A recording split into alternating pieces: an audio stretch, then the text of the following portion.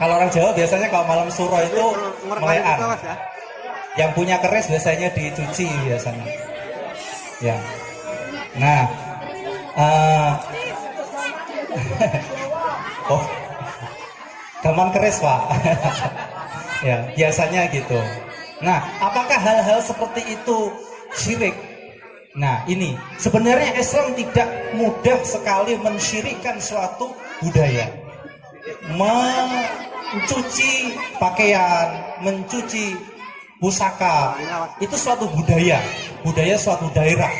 Nah, namanya budaya itu tidak bisa dihukumi. Tinggal muatan budaya itu apa? Nah, gitu. Seperti ini budaya. Ya. Kalau dicari dalilnya dalam agama tidak ada. Ini budaya. Budaya itu tidak ada hukumnya. Tapi yang dihukumi adalah isi dari budaya itu, muatan dari budaya itu. Budaya kumpul-kumpul ini baik atau tidak? Nah, kalau baik berarti amal soleh berarti dapat pahala. Kumpul-kumpul seperti ini ada makanan baik atau tidak? Baik. Nah, inilah yang dihukumi adalah isi dari budaya itu. Maka kita nggak boleh sikit-sikit bilang ini syirik, sikit-sikit bilang ini bid'ah, sikit-sikit bilang ini haram. Nggak bisa, ya. Karena haram itu sudah harus ada ketentuan yang jelas. Kalau masih abu-abu tidak bisa. Nah, seperti itu ya. Jadi ini sebenarnya ruh dari Islam itu seperti ini. Diambil dari mana? Diambil dari peristiwa ketika terjadi peperangan antara orang kafir dengan orang muslim. Ketika perang ada satu sahabat yang bisa memojokkan lawannya. Kemudian lawannya itu jatuh sudah terkapar. Nah, tinggal para sahabat itu mengayunkan pedangnya. Ketika mengayunkan pedangnya, dia mengucapkan asyhadu alla ilaha illallah wa asyhadu anna muhammadar rasulullah. Nah, tapi si sahabat langsung menebasnya. Karena berpikir bahwa syahadatnya itu untuk nipu, untuk menyelamatkan diri. Kemudian beliau lapor kepada Rasulullah menceritakan kejadian seperti itu. Ketika Rasulullah mendengar itu apa gembira, langsung Rasulullah sedih dan tidak mau melihat sahabatnya lagi. Dia mengucapkan syahadat, ya Rasulullah, langsung saya bunuh. Langsung Rasulullah bilang, apa kamu sudah membelah dadanya dan melihat isi hatinya? Dia kan mengajar syahadat untuk menyelamatkan diri loh. Apakah kamu tahu isi hatinya? Ini yang Islam itu yang dihukumi adalah zahirnya. Ketika sudah mengucapkan kalimat syahadat, dia adalah orang muslim. Terlepas dari motivasinya apa, tapi kalau sudah mengucapkan dua kalimat syahadat, dia adalah saudara kita muslim dan haram darahnya untuk ditumpahkan.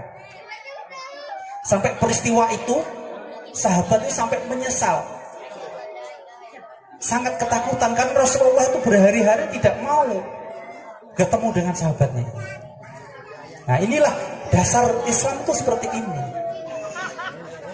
Ketika sudah sahabat tidak nyata-nyata menunjukkan bahwa dia itu murtad, dia tetap Islam. Islamnya tidak gugur. Ya.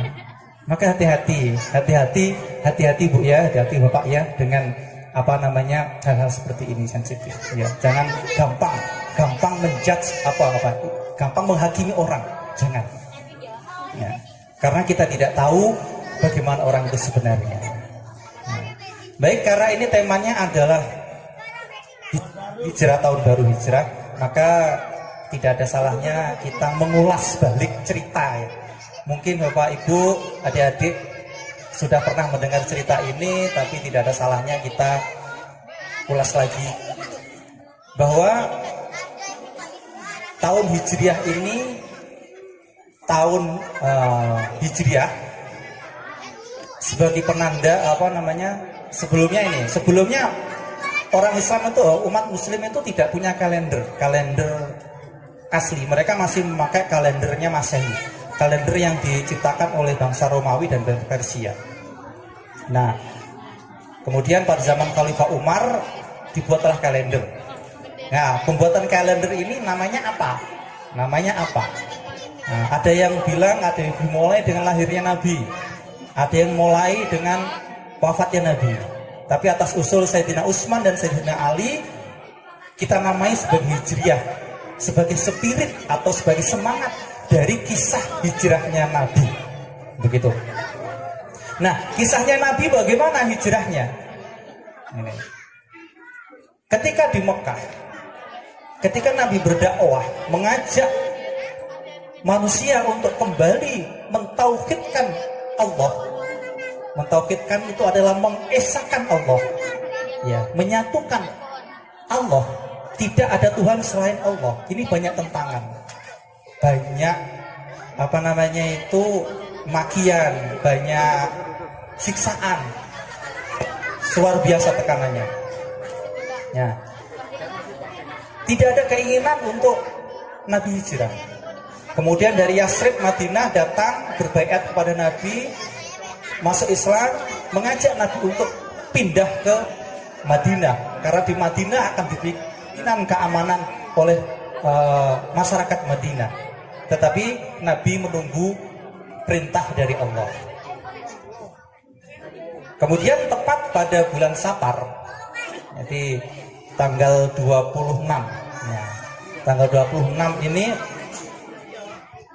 orang kafir Quraisy itu sudah enak ibaratnya dengan dakwah Nabi, itu sudah mangkel, diapa-apakan kok tidak apa-apa gitu kan, diludahi tetap santun, dimaki-maki tetap santun, bahkan diboikot itu diasingkan, makanan ditutup selama berapa bulan itu, sampai berapa tahun, tetap aja nggak bergeming, tetap berpegang teguh pada ajaran Islam, tetap Tuhannya adalah Allah, tiada Tuhan selain Allah, tidak mau menyembah Tuhan selain Allah.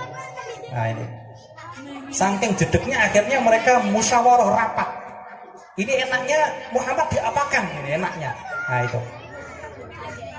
Nah, ada yang usul kita boikot, kita asingkan. Nah gitu. Nah ketika rapat itu dari suku-suku yang ada di Mekah, ada satu orang yang dia berpakaiannya itu luar biasa, pakai jubah putih, pakai sorban, auranya itu luar biasa, syekh lah bahasanya itu, sesepuh. Jadi kalau melihat itu ini orang yang hebat gitu. Nah dia datang ikut dalam musyawarah ini. Dalam musyawarah ini mengusulkan, yang sana mengusulkan kita boikot Muhammad, kita asingkan. Si syekh ini berkata, loh kalau kamu asingkan, malah orang-orang itu datang kepada dia, nggak masuk, kita penjara. Ada gitu, usul penjara. Loh kalau kamu penjara, dia masih bisa ngomong, nggak masuk lagi. Terus si syekh ini yang berpakaian jubah, pakai sorban, auranya seperti orang luar biasa itu mengusulkan, bagaimana kalau kita bunuh saja. Bapak Ibu tahu siapa syekh ini? Dia adalah iblis yang menyamar sebagai manusia. Iblis mengusulkan kita bunuh saja. Nah kalau dibunuh urusannya nanti perang antar suku dengan sukunya Kanjeng Nabi, yaitu Bani Hashim, Bani Muthalib dan Bani Hashim. Nah supaya tidak ada masalah dengan sukunya Muhammad, kita utus pemuda terbaik dari 11 suku untuk berkumpul, kemudian kita bunuh Muhammad. Kalau Muhammad mati, yang bertanggung jawab adalah 11 suku ini. Tidak mungkin Bani Hashim, Bani Muthalib berani dengan 11 suku ini. Nah ini tadi ceritanya Bu, seorang syekh berpakaian yang bagus, bersorban, malah memprovokasi, ya, mengusulkan untuk membunuh Nabi Muhammad. Artinya apa? Hati-hati, hati-hati dengan penampilan. Ya, kita tidak, saya biar siapapun, tapi ini hati-hati dengan penampilan. Kalau orang alim luar biasa, tapi dalam mulutnya keluar kebencian, keluar provokasi, ya, keluar kata-kata yang memecah belah masyarakat, jauhi, hati-hati. Itu sudah ada zaman Nabi. Jadi yang mengusulkan bukan orang-orang yang jalanan, bukan, tapi orang yang berpenampilan yang luar biasa, yang kata-katanya dituruti oleh orang-orang suku tersebut. Maka kita hati-hati ya, hati-hati dengan orang. Nah, kalau orang itu biasa saja, tapi kata-katanya mengajak kepada kerukunan, kata-kata mengajak kepada kebaikan, ikuti. Tapi kalau orang berpenampilan yang alim misalkan, luar biasa, tapi kalau kita mendengar omongannya, hati kita seolah-olah marah, hati kita tidak tenang, ingin kita membenci orang lain, hati-hati. Ya, hati-hati. Jangan kita ikuti, maka kita kendalikan diri kita. Ingat kisah ini, bahwa yang mengusulkan membunuh Nabi Muhammad bukan orang jalanan, tapi orang yang berpenampilan luar biasa. Itulah iblis. Ya, ya, izin yang berwujud manusia. Kemudian sepakat pada tanggal 20 Safar mereka malam mengepung rumah Nabi Muhammad. Nah, tapi Allah sudah menurunkan wahyu kepada Nabi Muhammad untuk hijrah, untuk pergi dari Mekah, untuk mengelabui 11 orang ini. Kenapa Nabi Muhammad memerintahkan Sayyidina Ali karamallahu wajhah untuk menggantikan posisi tidurnya Nabi, memakai selimut hijaunya Nabi supaya dikira Nabi Muhammad tidak pergi. Nah, mereka kan ngintip, Nabi Muhammad ada enggak? Diintip, oh ada, masih tidur. Nah, gitu kan. Diintip lagi, oh ada, masih tidur. Padahal Nabi Muhammad sudah pergi. Sebelum Nabi Muhammad pergi untuk lolos dari kepungan 11 orang tadi, Nabi Muhammad mengambil pasir, kemudian membacakan waja'alna mim baini aydihim saddaw wa min khalfihim saddam fa'aghshaynahum fahum la yubsirun. Surat apa, Bu? Bapak? Yasin. Nah, itu kalau kita dalam mara bahaya, kalau dari Jawa dulu diijazahkan oleh Kiai, kalau lagi dalam mara bahaya, ambil pasir, baca ayat itu 7 kali, tiupkan, kemudian dilemparkan ke 4 penjuru angin. Ya. Jadi kalau ketakutan di rumah sendirian, misalkan ya ibunya ada di rumah sendirian, nah karena biasa yasinan, buka yasin, baca 7 kali, lempar-lemparkan ke sekitar rumah, insya Allah aman. Ya. Waktu diipit, oh masih tidur, nah, jangan sampai tidur. Ya. Nabi membaca itu, wajalna min baini aydihim saddaw min khalfihim saddaw fa'agsaynahum fahum la yubsirun, dilemparkan, mereka tertidur. Kemudian Nabi pergi, pas mereka bangun, menyerbu ke rumahnya, dibuka selimutnya, ternyata Nabi Muhammad sudah pergi. Yang ada Sayyidina Ali dan mereka tidak berani. Ya, dapat doa, Bu, ya Bapak ya. Jadi waja'alna min baini aydihim saddaw wa min khalfihim saddam fa'agsaynahum fahum la yubsirun. Dimanapun kalau ketakutan, lagi dikejar apa misalkan, ya kita lagi ketakutan, baca itu, lemparkan. Nah, insya Allah itu kita akan selamat. Ya. Nah, kemudian setelah Nabi pergi ke Madinah, tapi rutenya Madinah itu ke arah utara. Utara itu mana? Sana ya. Sana ya kalau ke utara. Tapi Nabi perginya ke selatan. Ke selatan, kemudian belok ke barat, baru ke timur.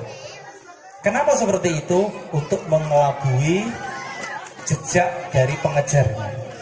Kemudian Nabi lari, sempat bersembunyi di gua. Siapa yang tahu ini, adik-adik? Nabi Muhammad bersembunyi di gua apa? Ada yang tahu? Gua. Adik-adik ada yang tahu enggak? Ketika Nabi hijrah, Nabi bersembunyi di gua apa? Nanti Bapak kasih hadiah. Angkat tangan. Di gua, angkat tangan. Ketika Nabi hijrah, Nabi sempat bersembunyi di gua apa namanya? Iya, gua apa? Gua apa?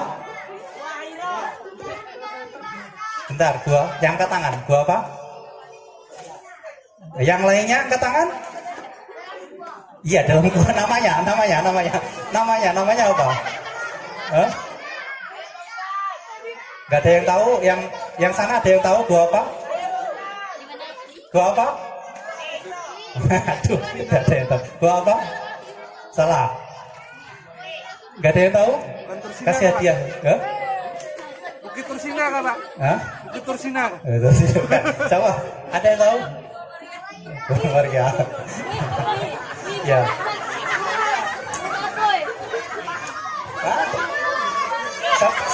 Siapa tadi? Ya, semuanya enggak cukup nih. Gua apa? Cukup enggak? Enggak asli nih. Cukup, Dapatnya dari Google ini kayaknya, Mbak.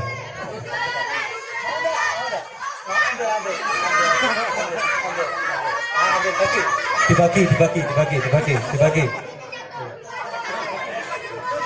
Ya. Biar senang ya. Biasanya gitu biasanya. Baik, kita lanjut. Di Gua Sur ya, kalau Gua Hiro itu tempat wahyu pertama kali turun ya. Kalau Gua Sur itu gua ketika Nabi hijrah, Nabi sempat bersembunyi di situ. Nah, ini artinya apa? Kenapa Nabi bersembunyi? Padahal dia Nabi, ya kan? Mestinya kan saya tidak takut, saya Nabi, Allah ada bersamaku. Harusnya kan gitu. Jadi jalan pun biasa. Ini artinya apa? Artinya bahwa Nabi pun juga manusia, mengajarkan bahwa kita itu manusia. Artinya apa? Kita harus berusaha. Kehidupan itu tidak bim salabim abracadabra jadi, tapi harus proses. Ya. Saya tidak takut, misalkan gitu. Ya tidak bisa kayak gitu. Tetap ada usaha, tetap apa namanya? Ketika berusaha baru bertawakal kepada Allah, gitu ya. Nah, apakah Nabi takut? Tidak, tapi itu ngajari kita bahwa kalau lagi bahaya ya pergi, kalau berani ya maju, gitu. Kalau ada ada halangan ya loncat. Nah, itulah manusia. Nah, mengajarkan kita untuk tidak sombong. Ya. Karena orang sombong dengan orang tawakal itu agak beda-beda tipis. Misalkan saya tidak takut, saya ada Allah. Nah, ini benar tawakal atau sombong kan tidak tahu. Nah, gitu. Nabi aja ketika hijrah pun juga udah usaha untuk siasat lari, gitu. Nah, kemudian di Gua Sur Nabi bersembunyi selama 2 hari. Nah, ketika Nabi masuk, guanya itu bukan gua gini langsung masuk begini enggak, tapi guanya itu agak naik, jadi cukup sebadan. Kakinya kalau dijulurkan itu kelihatan, pasti kelihatan.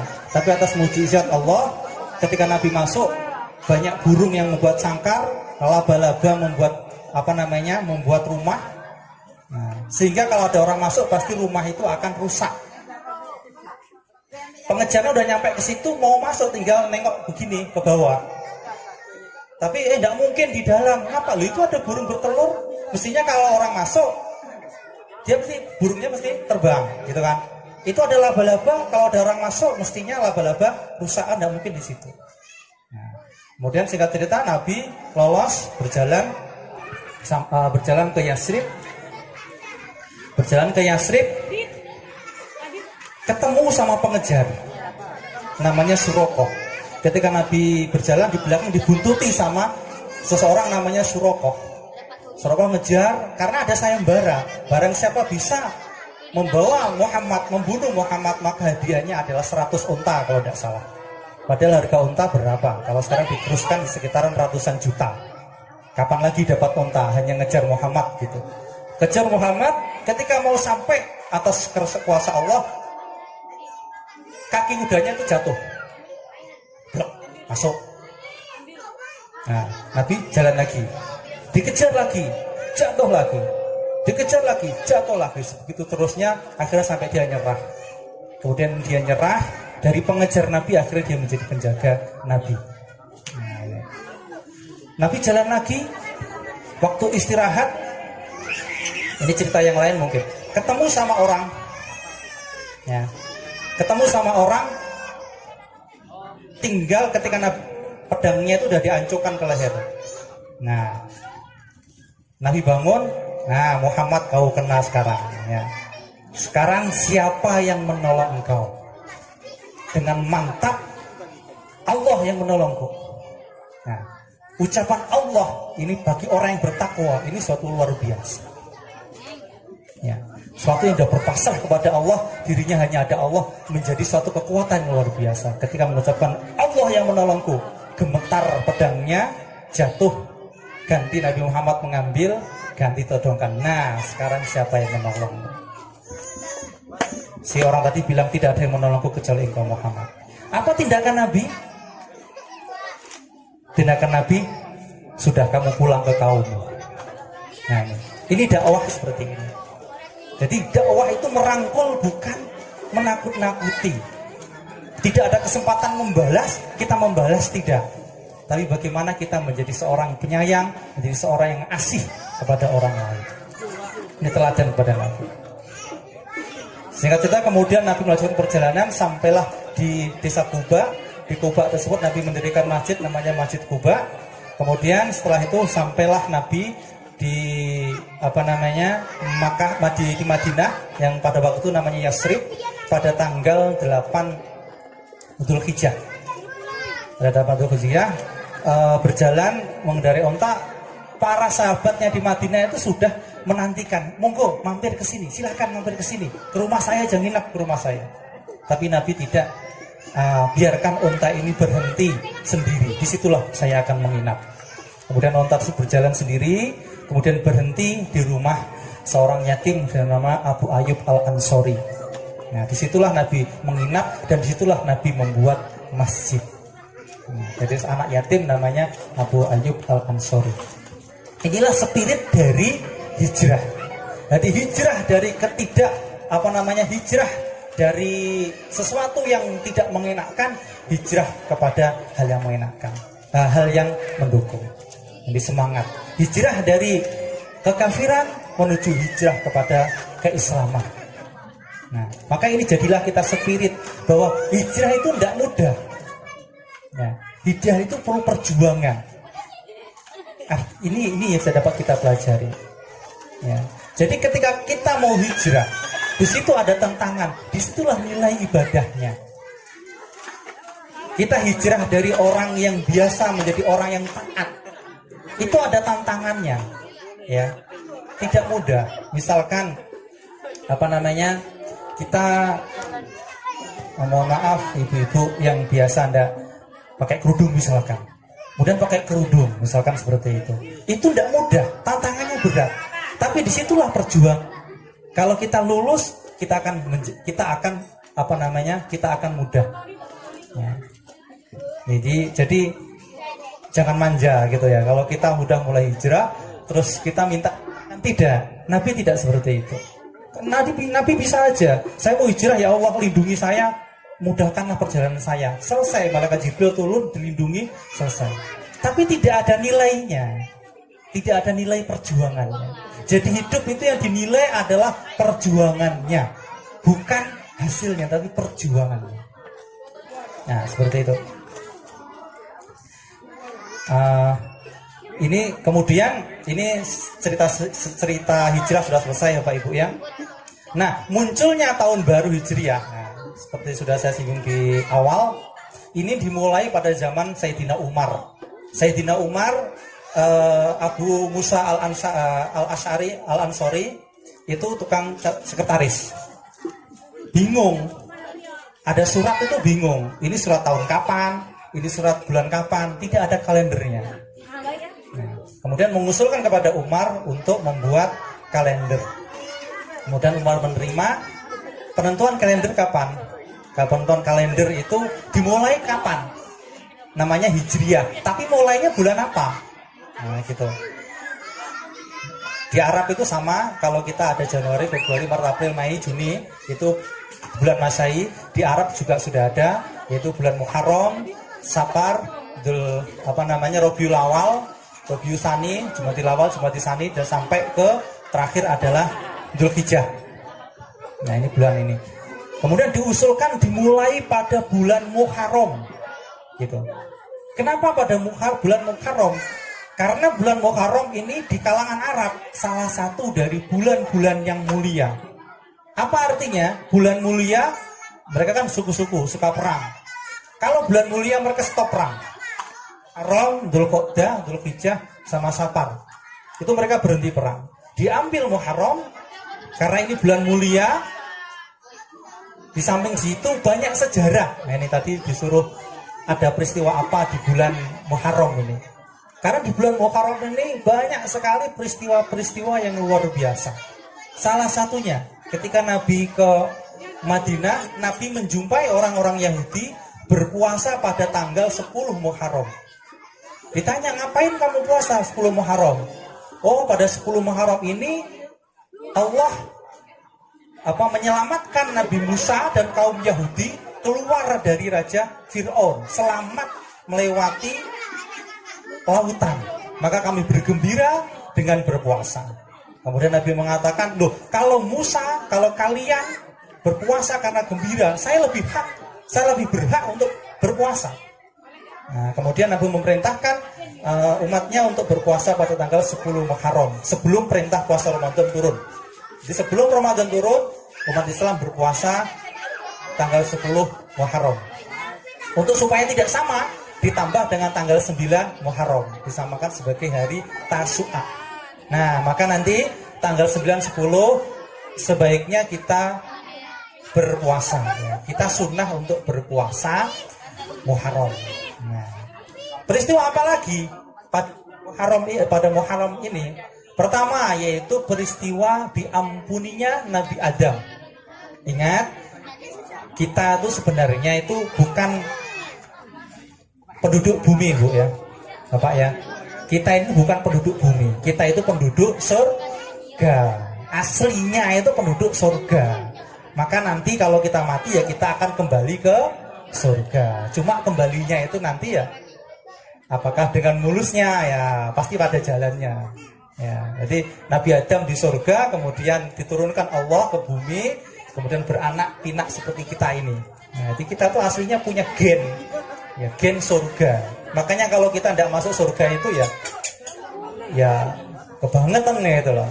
Nabi itu mengatakan itu kita semua tuh masuk surga, ilaman aba, kecuali orang yang nggak mau, orang yang gemoh kalau orang Jawa bilang. Kalau orang gini orang ngai masuk surga. Loh, siapa orang yang tidak masuk surga, nggak mau masuk surga? Yaitu orang yang tidak mau menjalankan perintah agama itu. Nah, sebenarnya Islam itu simpel aja, Bu ya. Yang penting kita sholat 5 waktu. Ya, banyak kekasih Allah, para wali Allah itu diangkat menjadi kekasih Allah itu bukan karena dia banyak sholat, banyak puasa, enggak. Ya sholatnya 5 waktu biasa. Tapi yang banyak itu apa? Orang yang dermawan. Pertama orang dermawan, man. Ya. Yang kedua orang yang bersih hatinya. Bersih hatinya itu apa? Tidak gampang melihat orang lain, tapi melihat dirinya sendiri. Yang ketiga orang yang orang yang tadi apa? Dermawan, orang yang bersih hatinya. Nah, orang yang tidak gampang menyakiti orang lain. Ini. Makanya kalau saya ngaji, pengajian itu saya menekankan bahwa kita ngaji itu bukan untuk lihat orang lain. Kita ngaji itu untuk ngoreksi diri kita sendiri. Setan itu ketika tidak bisa mengajak kita ke jalan kemaksiatan, itu akan mengunggulkan kita dalam ketaatan. Artinya gimana? Mau sholat, nggak usah sholat dah. Main aja sih, nggak usah sholat. Dia lolos, dia sholat. Nah, rajin sholat. Ketika rajin sholat, godaan setan selanjutnya apa? Bukan disuruh tidak sholat, tapi dikasih motivasi. Ayo sholat terus. Pokoknya sholat terus. Tidak ada yang lebih baik daripada sholat kamu. Mereka itu pada tidak sholat. Nah ini godaan setan yang paling berat. Hati-hati. Ini yang lebih berat daripada yang awal tadi. Nah, jadi iblis itu rajanya malaikat. Tapi kenapa dia dilaknat oleh Allah? Karena dia merasa lebih baik daripada Nabi Adam. Oh, saya ibadahnya sudah lama. Loh kok saya disuruh sujud kepada Adam yang baru diciptakan? Ya gengsi. Nah, gitu ya. Gengsi apa itu? Anak baru kemarin sore. Inilah bahayanya. Nah, bahayanya di situ. Jadi kalau ngaji itu misalkan ibu sudah tahu ancaman tidak pakai kerudung misalkan. Akhirnya dia pakai kerudung. Godaan selanjutnya bagaimana? Dibisiki. Saya ini pakai kerudung sendiri, dia belum, dia neraka. Nah, ini loh yang paling bahaya itu. Nah, jadi ancaman ibadah itu untuk diri kita sendiri, bukan ngoreksi orang lain. Kita jalan sholat, ada orang nggak sholat, nah dia nggak sholat nih, neraka nih, pasti neraka nih. Nah, ini loh yang nggak boleh. Ini yang nggak boleh. Ya, jadi bagaimana? Ya sudah sholat saja. Ya, sholat aja. Yang kalau mereka bagaimana ya, kalau mau kita ajak, kalau nggak mau ya sudah. Kecuali anak kita loh ya, anak turun kita ya wajib kita ajak. Tapi kalau berhubungan dengan orang lain, kita perlu berhati-hati. Ya, kita perlu berhati-hati, jangan gampang mengoreksi orang lain. Tuh, ini sampai mana tadi? Allahumma shalli ala sayyidina Muhammad. Mana-mana jadinya. Jadi itu tadi ya. Wah ya, nih. Jadi peristiwa pertama Nabi Adam, kemudian Nabi Nuh. Ketika Nabi Nuh diselamatkan, Nabi Nuh ketika banjir bandang seluruh dunia, kemudian Nabi Nuh berlabuh juga pada bulan Muharram, tanggal 10 Muharram. Ke bawah lagi Nabi Ibrahim. Nabi Ibrahim diselamatkan dari apinya Namrud ketika dibakar juga pada bulan Muharram. Turun lagi ke bawah Nabi Yunus ditelan ikan hiu, ditekan ikan paus, dilemparkan ke daratan bulan Muharram.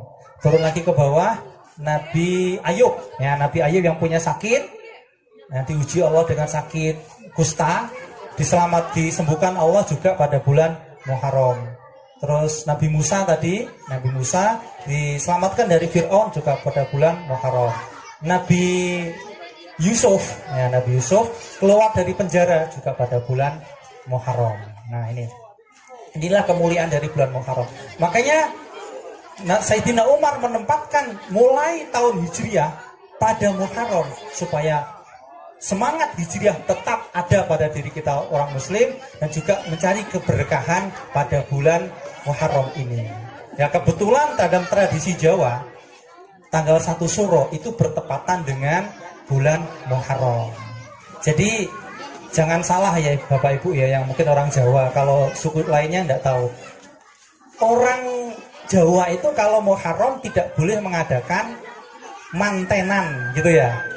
Alasannya apa? Alasannya apa? Tidak boleh ada hajatan. Alasannya apa? Ya hari kesedihan. Berarti ya betul. Jadi kalau orang Jawa itu karena Nyi Roro Kidul mantu, bukan ya, nggak ada hubungannya sama itu. Itu lagi Nyi Roro Kidul lagi mantu, nggak boleh mantu, bukan itu bukan. Alasannya adalah yang membawa ke Nusantara itu adalah para cucu dari Rasulullah SAW. Nah, datuk beliau itu mengalami peristiwa yang tragis, yaitu Sayyidina Husain. Sayyidina Husain itu syahid di padang Karbala, terbunuh oleh lain, bukan orang Muslim, tapi yang membunuh adalah orang Muslim sendiri. Gara-gara apa? Ya gara-gara masalah politik. Maka hati-hati Bapak Ibu, jangan kita mau diadu gara-gara politik ya. Ini kita pelajaran ini kita ambil peristiwanya ini, Bapak kita ambil pelajaran. Hanya gara-gara kekuasaan Yazid takut Sayyidina Husain itu merebut kekuasaan, akhirnya dengan teganya membunuh saudaranya sendiri orang Muslim, cucu Rasulullah SAW. 11 orang kalau tidak salah itu, dari orang wanita, laki-laki sampai anak-anak itu semuanya habis. Tinggal satu yang terselamatkan, yaitu Sayyidina Zainal Abidin kalau tidak salah itu, Ja'far bin Husain kalau tidak salah itu. Nah, dengan ini peristiwa kesedihan umat Islam. Ketika dibawa ke sini, maka para cucunya mentradisikan bahwa Muharram adalah bulan kesedihan. Kita merenung, ya, kita muhasabah diri, ya, dalam tahun kemarin itu apa saja yang sudah kita lakukan, dosa apa saja yang kita lakukan. Maka di tahun baru Hijriah ini, mari kita merenung, mari kita berbuat yang lebih baik. Makanya ada tradisi Jawa, bubur suro. Nah, seperti itu. Kita makannya yang prihatin. Kita mengenang cucu Rasulullah SAW. Ya tepuk seliro lah. Ini tahun kesedihan, masa kita lagi rame, lagi seneng. Ya jangan lah. Ya, itu. Kita renungkan. Nah, karena tradisi, kebetulan di Jawa juga ada tradisi yang seperti itu. Tradisi budaya, ada sebelumnya ada budaya. Sebelum Islam masuk punya budaya membersihkan pusaka misalkan seperti itu. Nah itu budaya. Kemudian dengan adanya Muharram dimasukilah budaya itu. Jadi orang nyuci keris itu bukan menyembah keris loh, bukan. Karena keris itu terbuat dari batu yang kalau sering dicuci itu akan mudah lapuk, maka diperlakukan seperti khusus. Maka nyucinya ya jangan sering-sering, 1 tahun sekali. Nah, nyucinya pakai apa? Kemenyan. Kemenyan itu bukan klenek ya, bukan kuda lumping ya. Kemenyan itu wangi-wangian. Kalau Bapak Ibu lihat di YouTube itu, kalau pas haji itu penggantian kiswah, itu para syekh di sana itu membawa menyan, bawa dupa bukur.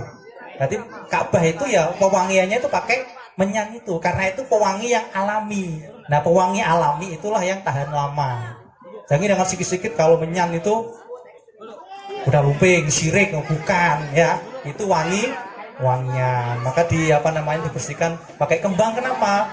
Kalau pakai rinso ya, zat kimianya itu menghancurkan, merusak pusakanya itu. Makanya pakai pewangi yang alami.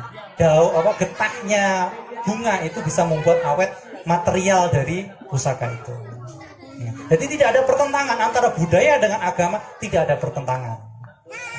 Jadi inilah Islam, tidak gampang kita untuk menghakimi orang, tidak gampang menyalahkan orang, ditengok dulu, dilihat dulu. Tapi kalau disembah bagaimana Pak? Kalau disembah jelas syirik. Antara memperlakukan dengan nyembah beda loh ya. Antara kenapa kok bukanya harus pakai gini, kayak seolah menyembah. Biasanya kalau keris-keris kuno itu ada upas, ada racunnya biasanya. Jadi kalau buka seperti ini, takutnya uap dari pusaka itu akan terhirup dan menjadikan lemah badan. Maka ngambilnya agak ke sini. Nah, hati-hati. Makanya kadang saya kurang setuju. Di beberapa waktu yang lalu itu ada di YouTube itu yang memotong keris, mematahkan keris. Loh, itu benda mati, buat apa dipatahkan? Itu budaya. Ketika budaya itu hilang, maka budaya Indonesia akan hilang. Nah, jadi kita itu orang Indonesia yang beragama Islam, bukan orang Islam yang ada di Indonesia, yang ke Indonesia. Artinya apa? Agama kita Islam, tapi budaya kita jangan sampai hilang. Nah, itu. Jadi makanya Nahdlatul Ulama mengatakan sebagai Islam Nusantara. Artinya apa? Islam yang berciri khas berbudaya Nusantara, yaitu Indonesia. Budaya kita apa lagi? Budaya kita adalah ngumpul, tepo seliro, tenggang rasa, menyapa, membantu tetangga yang kesukaran. Nah, ini. Makanya melean itu juga kumpul-kumpul. Kalau zaman dulu melean itu diimbangi dengan hal-hal yang haram. Maka melean tetap budaya melean oke, tapi isinya kita masuki apa? Ya kita makan-makan gitu kan. Kita ngopi. Nah, itu budaya yang baik. Nah, itu ya. Mungkin itu saja yang dapat saya sampaikan. Kira-kira pas. Ya, nggak ada yang bertanya kan di sini? Nah, kira-kira ada yang bertanya? Kalau ada bertanya monggo silakan. Ya apa-apa. Biar kita ada yang di bawah. Ada yang. Oke. Langsung Pak. Ada. Langsung aja lah. Ya ada. Adanya Kak? Langsung aja lah. Hah? Langsung aja. Oh, langsung aja. Terima kasih. Mohon maaf bila ada kesalahan tutur kata. Ya inilah saya sebagai manusia. Kalau ngaji nggak pakai kitab ya seperti ini. Kadang apa yang kita pikirkan tidak sama dengan mulut. Tapi kalau pakai kitab, kita insya Allah kesalahan akan lebih singkat. Saya akhiri. Wallahu muwaffiq ila aqwamit thoriq. Maaf. Satu lagi Allah. Mumpung ingat sholawat ya. Sholawat ini sering saya kisahkan fadilah dari sholawat. Jadi pada masa ulama Hasan al-Basri ada seorang haji, seseorang berhaji. Dia dengan ayahnya berhaji. Kemudian di tengah perjalanan ayahnya ini meninggal dengan muka yang sangat hitam sekali. Dia ketakutan. Kenapa bapakku meninggal seperti dalam wajah yang gosong, memalukan seperti itu, aib. Kenapa seperti ini? Apa kesalahan bapak? Kok sampai seperti ini? Apa yang dia lakukan? Kemudian beliau tertidur. Di tengah tidur itu datang seseorang yang sangat luar biasa dengan aura yang sangat luar biasa. Kemudian sosok tersebut datang ke orang tuanya, kemudian mengusap wajah orang tuanya dan orang tuanya langsung bersih. Jadi wajah hitamnya itu bersih. Sebelum sosok itu pergi, si anak tadi mencegah, tunggu sebentar. Anda siapa? Kenapa dengan orang tua saya? Terus kenapa kok bisa bersinar seperti ini? Kemudian sosok tersebut tersenyum mengatakan bahwa aku adalah Muhammad Rasulullah SAW. Bapakmu ini semasa hidupnya pernah melakukan hal yang memalukan, pernah melakukan dosa yang luar biasa. Tapi keistimewaan dari bapakmu adalah dia rajin bersolawat, rajin mengucapkan selawat kepadaku. Di akhir hidup, di akhir kematiannya, di akhir hidupnya ketika meninggal, dia karena refleks, karena sering bersolawat, cinta kepadaku, dia mengucapkan selawat dan memohon pertolongan kepadaku. Kemudian karena selawat itulah maka bapakmu seperti ini. Kemudian dia bangun dan melihat wujud bapaknya sudah bersih seperti sedia kala. Maka mari kita pegang selawat ini. Selawat itu Allahumma sholli ala sayyidina Muhammad wa ala sayyidina Muhammad. Jadi gak usah ketakutan, Bu. Saya punya selawat. Maka orang Jawa bilang kalau di perjalanan banyak-banyak mengucap selawat biar selamat. Ya itu tadi. Kalaupun kita tidak selamat, maka kita meninggal dengan membawa kalimat selawat tersebut. Karena barang siapa mengucapkan satu selawat, maka Allah akan membalasnya 10 kali. Mengucapkan 10 kali, membalasnya 100 kali. Mengucapkan 100 kali akan dibalas dengan 1000 kali. Maka mari kita zikir, kita istiqomahkan habis sholat kita baca sholawat. Insya Allah kalau yang di musola pasti baca sholawat kalau jamaah di musola, yaitu ketika selesai saliman membaca sholawat. Maka harapan kita, mari kita ajari anak-anak kita untuk cinta kepada Rasulnya, cinta kepada Nabinya, sehingga dia punya pegangan. Ya, karena sholawat itu buat pamer itu tetap dapat pahala. Kalau baca Quran indah tapi niatnya pamer ya dapat pahala. Tapi kalau sholawat kita pamerkan, suaranya bagus, daripada saya nyanyi yang kurang enggak ya udah saya sholawat aja gitu. Saya pamerkan, tidak apa-apa, dilombakan, tidak apa-apa. Itulah adalah fadilah dari sholawat. Insyaallah subhanallah anak-anak ya, terus belajar sholawat ya anak-anak ya. Terus belajar sholawat, kalau bisa dicari terjemahannya. Dicari terjemahannya, apa yang kita baca kita lebih meresap. Kayak tadi isfa' lana, itu luar biasa. Isfa' lana itu syafaati kami ya Rasulullah. Isfa' lana ya Rasulullah. Antal murtaja apa? Ya faraziham. Nah, engkaulah adalah harapanku ketika yaumaziham, ketika hari yang rupak, ketika hari berdesak-desakan, engkaulah harapanku. Isfa' lana syafaatilah kami. Ya anak-anak ya, baca sholawat. Insya Allah kalian akan diselamatkan dari Allah Subhanahu wa Ta'ala. Demikian dapat kami sampaikan. Wallahu muwaffiq ila aqwamit thoriq. Wassalamualaikum warahmatullahi wabarakatuh.